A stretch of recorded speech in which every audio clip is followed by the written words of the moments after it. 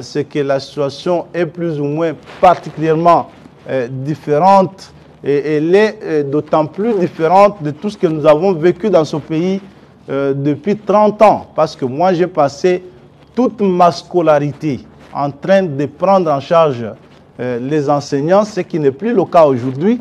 Nous avons généralisé la gratuité de l'enseignement et que c'est un système qui va s'améliorant. On ne peut pas comparer l'état d'aujourd'hui à l'état que nous avons vécu il y a 30 ans dans ce pays. Moi, je vous parle ici, je suis un professeur d'université. Vous êtes de spécialistes de la communication. Je vous mets au défi, par exemple. Vous pouvez aller à l'université. Vous constaterez que moi, comme professeur d'université, j'ai accès gratuit aux soins de santé dans tous les grands hôpitaux de ce pays ici. Ça ne se limite pas à moi. C'est à mon épouse, c'est à mes enfants. Ça n'a jamais été vécu dans ce pays ici.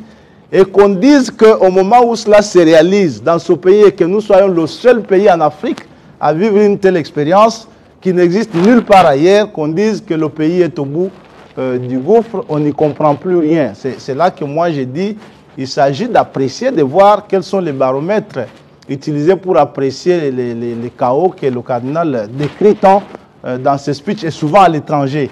Ce qui est intriguant du reste. Moi, je sais aussi que dans ce pays, nous sommes nés ici.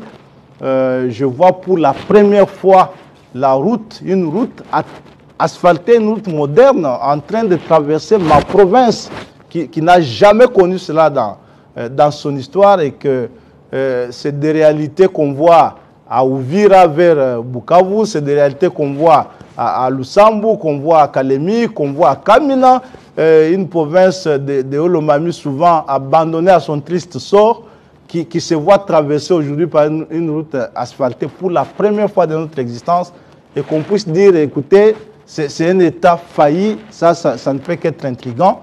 Nous avons vu dans ce pays, avant l'arrivée du président Tshisekedi, nos militaires ici se battent.